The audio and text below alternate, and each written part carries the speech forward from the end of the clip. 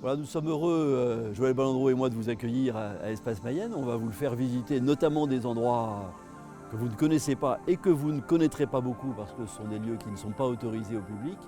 C'est un espace magnifique qu'a voulu le conseil départemental pour l'attractivité. D'ailleurs, si Joël est avec moi, c'est parce qu'il a en charge la question d'attractivité du département. Et puis j'ai aussi une pensée pour le vélodrome qu'on verra à la fin et qui est le vélodrome qui porte le nom de François Pervis.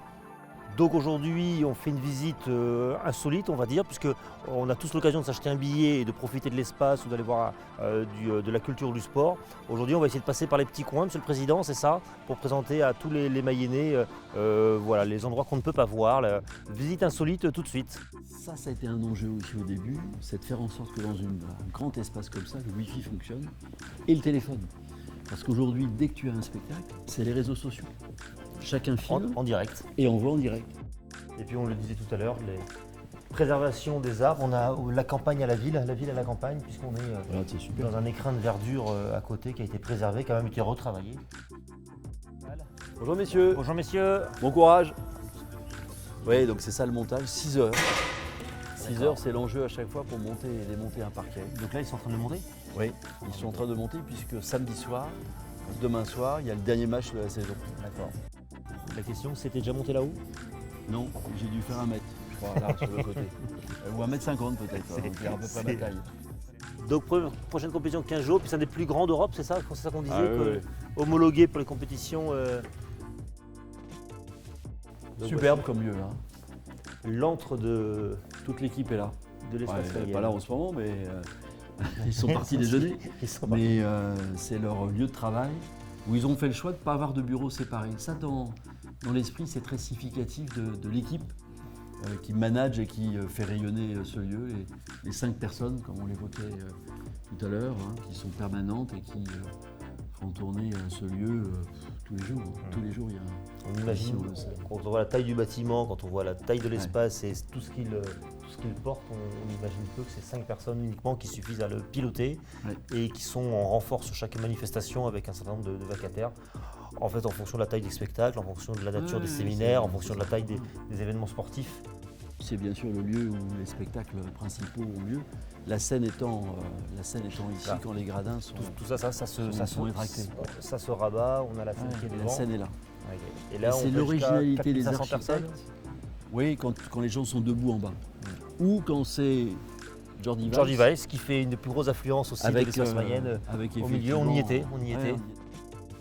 Et là, on va se retrouver au milieu d'un espace extraordinaire, Où effectivement. sont les lions? Où sont les lions? Où peu de gens ont l'occasion de rentrer, de fouler ce début sur cette piste. Donc là, on a Est-ce que tu sais comment s'appelle la ligne bleue? Tu t'en souviens? l'Azur, Non, La pas bleue. loin.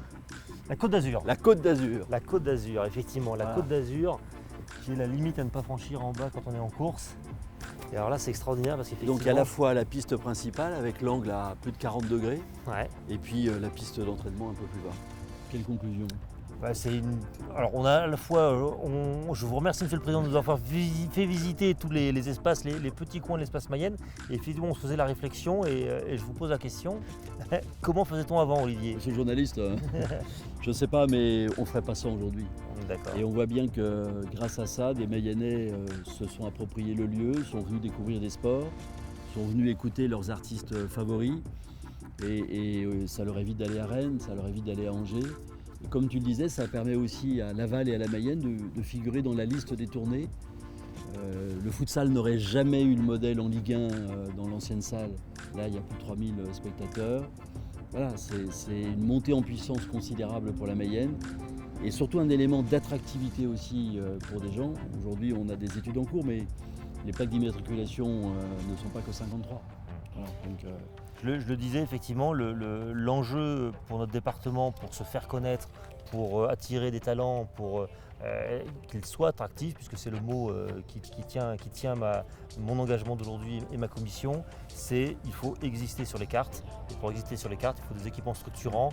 Le plus bel équipement qu'on a aujourd'hui en Mayenne, c'est l'espace Mayenne, et il nous permet de faire venir des gens de partout, et aussi aux Mayennais de profiter de ce dont profitent les Nantais, les Rennais ou les Parisiens en termes de spectacle, en termes d'événements sportifs ou culturels.